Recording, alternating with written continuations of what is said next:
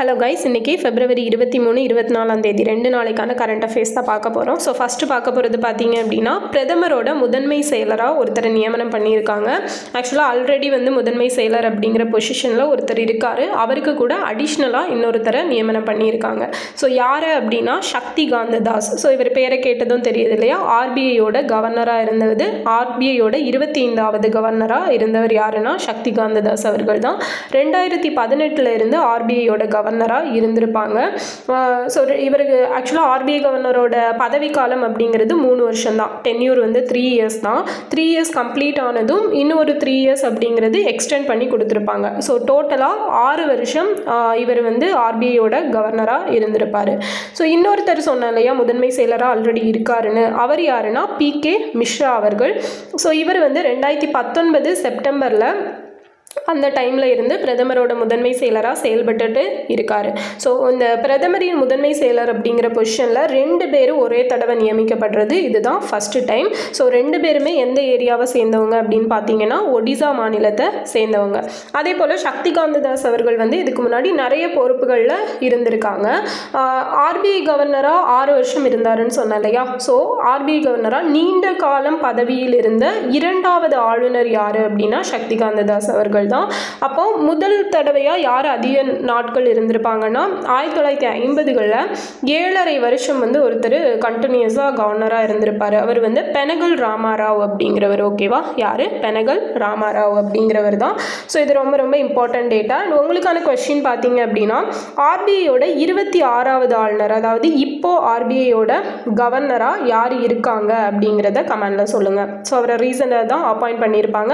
அவர் வந்தப்புறம் கூட பார்த்தீங்க அப்படின்னா ரெப்போ ரேட் அப்படிங்கிறது ஒரு ரொம்ப வருஷமாக கம்மியாகாமல் இருந்தது. 3 to 4 இயர்ஸாக கம்மியாகவே இல்லை. ஸோ அந்த ரெப்போ ரேட் அப்படிங்கிறத கம்மி பண்ணியிருக்காரு. ஸோ இப்போ 6.25% இருக்குது இல்லையா. ஸோ அது அவர் தான் கம்மி பண்ணியிருப்பார் அண்ட் அந்த கவர்னர் யார் அப்படிங்கிறத சொல்லுங்கள்.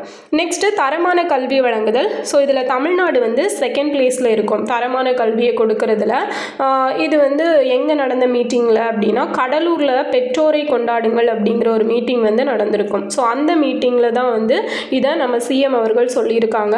ஸோ இந்த கல்வி ரிலேட்டடான டேட்டாஸ் பார்த்தோம் அப்படின்னா, பள்ளி கல்வித்துறைக்கு பட்ஜெட்டில் எவ்வளோ ஒதுக்கியிருக்காங்கன்னா 44,000 கோடி, உயர்கல்வித்துறைக்கு 8,200 கோடி ரூபாய் ஒதுக்கப்பட்டிருக்கு. ஸோ இந்த அமௌண்ட் ரொம்ப முக்கியம். ஏன்னா இப்போ மும்மொழி கொள்கை அமல்படுத்தினாதான் கிட்டத்தட்ட ஒரு 2,000 கோடி இல்லையா, அதை ரிலீஸ் பண்ணுவோம், அந்த ஃபண்டை ரிலீஸ் பண்ணுவோம்னு சொல்லிட்டு இருக்காங்க.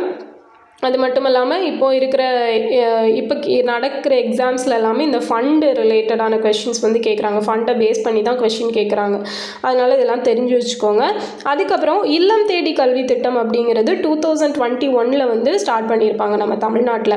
எதுக்காக அப்படின்னா, இந்த கொரோனா டைமில் ஸ்டூடெண்ட்ஸ் எல்லாம் நல்லா படிக்காமல் ஒழுங்காக அந்த பேசிக் எஜுகேஷன் அப்படிங்கிறதே அவங்களுக்கு போய் சேரலை. ஸோ அந்த கற்றல் இடைவெளி, அந்த எஜுகேஷன் கேப்பை ஃபில் பண்ணுறதுக்காக இல்லம் தேடி கல்வி அப்படிங்கிற ஒரு திட்டத்தை கொண்டு வந்திருப்பாங்க.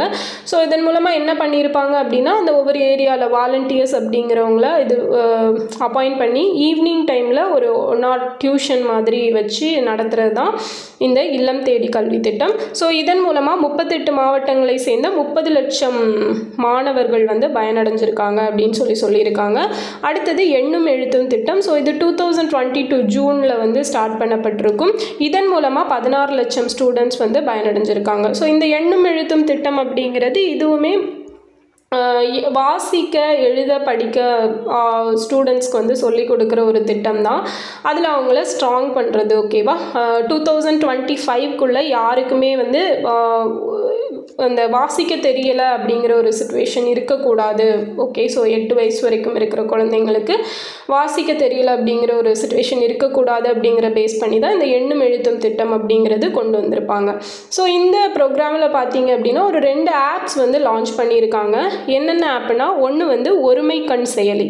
ஸோ இந்த ஒருமை கண் செயலி அப்படிங்கிறது 234 தொகுதிகளில் பள்ளி கல்வித்துறை அமைச்சர் மேற்கொண்ட ஆய்வு குறித்த விவரங்களை எடுத்துரைக்கிற செயலி தான் இந்த ஒருமை கண் செயலி. ஓகேவா, எப்படி 234 தொகுதிகளில் பள்ளி கல்வித்துறை அமைச்சரான அன்பில் மகேஷ் பொய்யாமொழி அவர்கள் இருக்காங்க இல்லையா. ஸோ அவங்க நிறைய ஆய்வெல்லாம் மேற்கொண்டிருக்காங்க. அது குறித்த டீட்டெயில்ஸ் எல்லாமே இந்த ஆப்பில் இருக்கும். இன்னொரு ஆப் பார்த்தீங்க அப்படின்னா அப்பா செயலி. ஸோ அனைத்து பள்ளி பேரண்ட் டீச்சர் அசோசியேஷன். ஸோ இந்த கொஸ்டின் வந்து ரொம்ப இம்பார்ட்டன்ட் தான். அண்டு தமிழ்நாடு பெற்றோர் ஆசிரியர் கழக செயலி அப்படின்னு சொல்லி இதை சொல்கிறாங்க. அதுதான் அனைத்து பள்ளி parent teacher association. Full form நல்லா பார்த்துக்கோங்க. ஸோ இது எதற்கானது அப்படின்னா பெற்றோர் ஆசிரியர்கள் மற்றும் பள்ளிகளுக்கு இடையேயான தொடர்பை மேம்படுத்துவதற்கான ஒரு ஆப் தான் இந்த அப்பா ஆப். அடுத்தது ஒன் மேன் ஆஃபீஸ். ஸோ இது வந்து ஒரு ஆன்லைன் சேவை. ஓகே, ஸோ இது யார் லான்ச் பண்ணியிருக்காங்க அப்படின்னா எல்ஐசி இருக்காங்க இல்லையா, ஸோ அவங்க தான் லான்ச் பண்ணியிருக்காங்க. எதற்கானதுன்னா எல்ஐசியோட விற்பனை குழுவை மேம்படுத்த, அதுக்கப்புறம் பாலிசிதாரர்கள் எல்லாம் இருப்பாங்கள்ல, ஸோ அவங்களுக்கு 24/7 இடையறாத டிஜிட்டல் சேவைகளை உறுதி செய்வதற்கான ஒரு தளம் தான் வந்து இந்த ஒன் மேன் ஆஃபீஸ் அப்படிங்கிறது. அடுத்தது மொரீஷியஸோட தேசிய தின நிகழ்ச்சி. ஸோ இதில் வந்து இந்த வருஷம் யார் சிறப்பு விருந்தினராக அழைக்கப்பட்டிருக்கா அப்படின்னா நம்ம பிரதமர் நரேந்திர மோடி அவர்களை தான் அழைச்சிருக்காங்க. எப்போ இவங்களோட தேசிய தினம் அப்படின்னா மார்ச் 12. ஸோ 1968 மார்ச் 12 தான் மொரீஷியஸ் வந்து பிரிட்டிஷ் கீழே இருந்து விடுதலை அப்படிங்கிறது அடைஞ்சிருக்கும். ஸோ இந்த வருஷம் அவங்களுக்கு 57வது தேசிய தினம். ஸோ 56வது தேசிய தினமான 2024 யார் சிறப்பு விருந்தினராக அழைக்கப்பட்டிருப்பாங்கன்னு பார்த்தீங்கன்னா நம்ம குடியரசுத் தலைவர் திரௌபதி முர்மு அவர்கள் வந்து அழைக்கப்பட்டிருந்தாங்க. ஸோ அவங்க போய் அதில் பார்ட்டிசிபேட் பண்ணியிருப்பாங்க.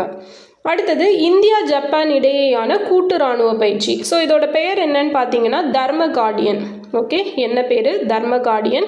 ஸோ இதோட 6th எடிஷன் அப்படிங்கிறது எங்கே நடக்க இருக்குது அப்படின்னா கிழக்கு ஃபுஜி, ஜப்பானில் இருக்க கிழக்கு ஃபுஜியில் தான் நடக்க இருக்குது. ஸோ February 24 இன்னையிலேருந்து March 9 வரைக்கும் நடக்கும். ஸோ ஒரு வருஷம் ஜப்பானில் நடக்கும், ஒரு வருஷம் இந்தியாவில் நடக்கும். அந்த மாதிரி அல்டர்னேட் பிளேசஸில் நடந்துட்டு இருக்குது. So last year 5th edition எங்கே நடந்துச்சு அப்படின்னா நம்ம இந்தியாவில் இருக்க ராஜஸ்தானில் தான் நடந்திருக்கும். அடுத்தது இருதரப்பு மேம்பாட்டு நிதி. ஸோ இந்தியாவுக்கு அமெரிக்கா பார்த்தீங்க அப்படின்னா 1951 இருந்து நிதி அப்படிங்கிறது கொடுத்துட்ருக்காங்க. ஓகேவா, ஸோ இது வந்து மேக்ஸிமம் எஜுகேஷன் ரிலேட்டடாக யூஸ் பண்ணுறதுக்காக கொடுக்கப்படக்கூடியது. இதில் ரீசெண்டாக ஒரு கான்ட்ரோவர்சி அப்படிங்கிறது வந்துச்சு. என்னென்னா இந்த இருதரப்பு மேம்பாட்டு நிதி கொடுக்குறத இந்தியா வந்து அவங்களோட ஓட்டிங் இதுக்காக யூஸ் பண்ணிக்கிறாங்க அப்படிங்கிற ஒரு ப்ராப்ளம் வந்ததுனால இனிமேல் வந்து அந்த ஃபண்டு நாங்கள் கொடுக்க மாட்டோம் அப்படிங்கிற மாதிரி அவங்க சொல்லியிருந்தாங்க. அதனால தான் இது நியூஸ்லலாம் வந்திருக்கு. ஓகேவா, இந்தியாவுக்கு அமெரிக்கா 1951 இருந்து இந்த நிதியை கொடுத்துட்ருக்காங்க. ஸோ இது மேக்ஸிமம் எதன் மூலமாக கொடுக்கப்படுது அப்படின்னா USAID அப்படிங்கிற ஒரு அமைப்பு இதுக்குன்னு சொல்லியே வச்சுருப்பாங்க. ஸோ அவங்க மூலமாக தான் கொடுக்கப்பட்டுருக்குது. இவங்க கொடுத்த அமௌண்ட்லேருந்து 2023-24 பார்த்தீங்கன்னா கிட்டத்தட்ட 7 திட்டங்கள் செயல்படுத்தப்பட்டிருக்குது. ஸோ எல்லாமே எஜுகேஷன் ரிலேட்டடானது தான். நாங்கள் மற்ற மாதிரி இந்த வாக்கு சேகரிக்கிறதுக்கு வாக்குகள் வாங்குறதுக்காக அந்த அமௌண்ட்டை எதையும் யூஸ் பண்ணலை அப்படின்னு சொல்லி இந்தியா தரப்பில் விளக்கம் அப்படிங்கிறது கொடுக்கப்பட்டிருக்குது. அடுத்தது தேர்தல் ஆணையர் நியமனம். ஸோ தேர்தல் ஆணையர் நியமனம் அப்படிங்கிறது இப்போ ரொம்ப பரவலாக பேசப்பட்டு இருக்கு இல்லையா. So election commissioner, chief election கமிஷனராக இப்போ யார் நியமிக்கப்பட்டிருக்காங்க? ஞானேஷ் குமார் அவர்கள் நியமிக்கப்பட்டிருக்காரு இல்லையா. ஸோ அவருக்கு ஆக்சுவலாக அவர் வந்து ஒரு தேர்தல் ஆணையராக இருந்தவர் தான். அவரை தலைமை தேர்தல் ஆணையராக ப்ரமோட் பண்ணிட்டாங்க. அண்ட் அப்போ அந்த தேர்தல் ஆணையர் பொசிஷன் வந்து வேக்கண்ட் ஆச்சு. ஸோ அதில் யார் நியமிக்கப்பட்டிருக்கா அப்படின்னா விவேக் ஜோஷி அவர்கள் நியமிக்கப்பட்டிருக்காங்க. ஸோ இப்போ அவர் நியமிக்கப்பட்டவர் ஞானேஷ்குமார் இருக்கார்ல, அவர் எத்தனையாவது தலைமை தேர்தல் ஆணையர் அப்படிங்கிறத கமெண்டில் சொல்லுங்கள். அண்ட் இதில் இன்னும் பார்க்கணும் அப்படின்னா நம்ம இந்தியன் கான்ஸ்டியூஷன் இருக்குது இல்லையா, இந்திய அரசமைப்பு சட்டம் அப்படிங்கிறது இந்த தேர்தல் ஆணையர் நியமனம் குறித்து முடிவெடுக்கிற அதிகாரத்தை யாருக்கு கொடுத்துருக்கு அப்படின்னு பார்த்தீங்கன்னா நாடாளுமன்றத்துக்கு. ஸோ இந்த கொஸ்டின் வந்து கேட்கலாம், கண்டிப்பாக இந்த கொஸ்டின் வந்து எக்ஸ்பெக்ட் பண்ணலாம். ஸோ நல்லா நோட் பண்ணிக்கோங்க. தேர்தல் ஆணையர்களை நியமிக்கும் அதிகாரத்தை இந்திய அரசியலமைப்பு சட்டம் யாருக்கு வழங்கியுள்ளது அப்படின்னா நாடாளுமன்றத்துக்கு தான். அப்போ இதில் இப்போ என்ன ப்ராப்ளம் போயிட்டுருக்குன்னு நம்ம எல்லாருக்குமே தெரியும் இல்லையா. என்னன்னு பார்த்தீங்க அப்படின்னா தேர்தல் ஆணையர்கள் நியமன விதிமுறைகள் சட்டம் 2023 சொல்லி ஒரு நியமன சட்டம் கொண்டு வந்திருப்பாங்க. இதன்படி பார்த்தீங்க அப்படின்னா தேர்தல் ஆணையர்களை நியமனம் செய்கிறதுக்கு தேர்ந்தெடுக்கிறதுக்குன்னு ஒரு குழு இருப்பாங்க. ஸோ அந்த குழுவில் யாரெல்லாம் இருக்காங்க அப்படின்னா பிரதமர் இருப்பாங்க, அதுக்கப்புறம் லோக்சபாவோட ஆப்போசிஷன் பார்ட்டியோட லீடர் இருப்பாங்க. ஸோ இப்போ வந்து ராகுல் காந்தி. அடுத்தது இன்னொருத்தங்க பார்த்தீங்க அப்படின்னா உள்துறை அமைச்சர். ஓகேவா. ஸோ அமித்ஷா இருக்காங்க இல்லையா, ஸோ அவங்க, ஸோ இவங்க 3 பேரும் தான் இருப்பாங்க.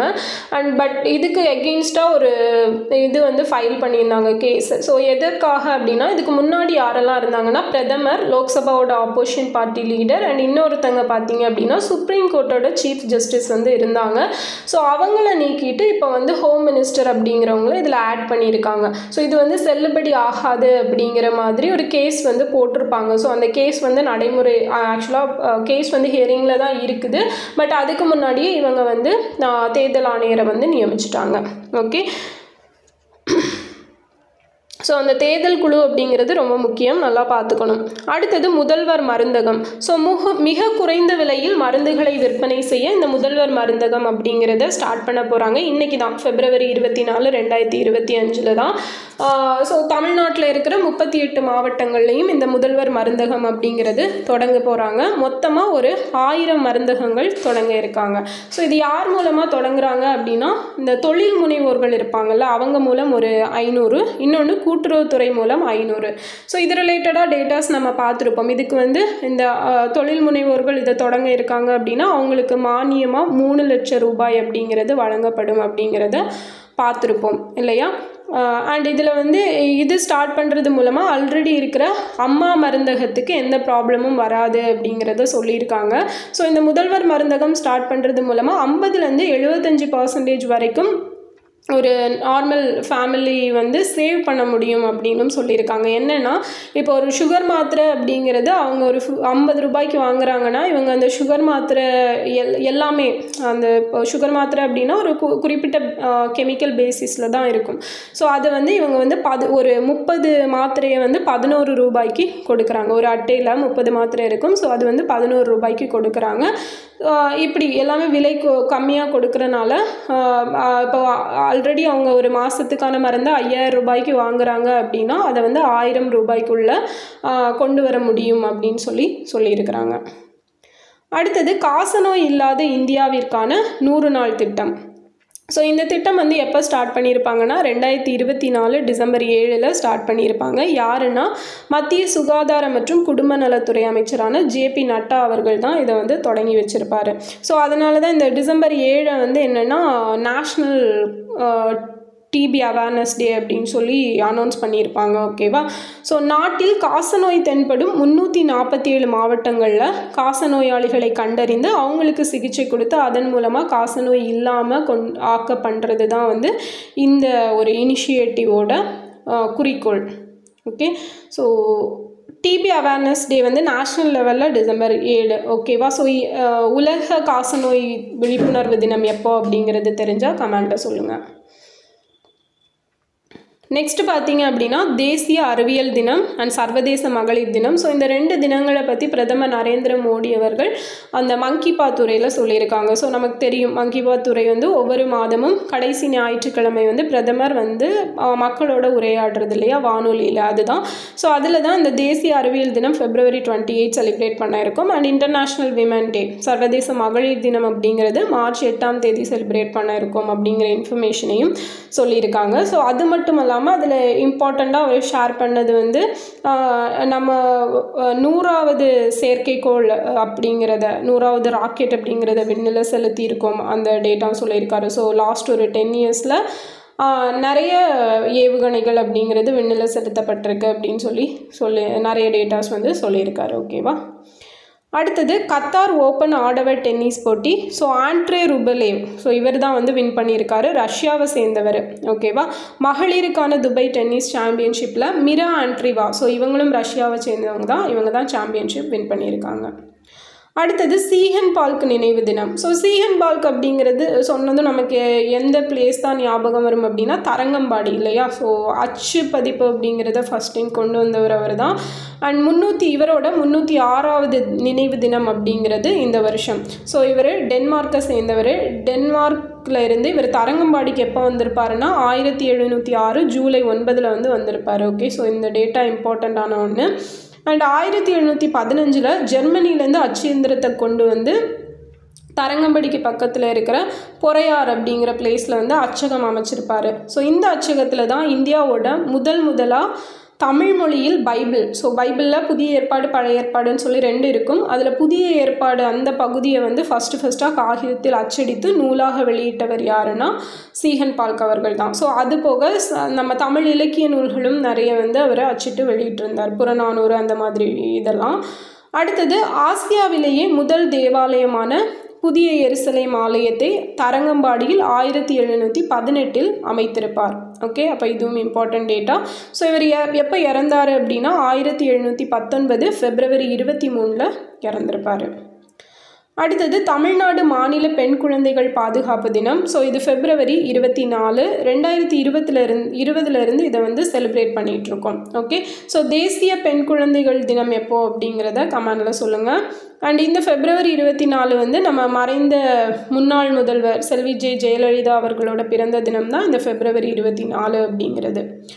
அடுத்தது நயனாமிர்தம் 2.0 திட்டம். ஸோ இந்த திட்டம் யார் லான்ச் பண்ணியிருக்காங்கன்னா கேரளா தான். எதற்கான திட்டம் அப்படின்னு பார்த்தீங்கன்னா ஐ செக்கப் பண்ணி அந்த குறைபாட்டை சரி பண்ணுறதுக்கான ஒரு திட்டம்.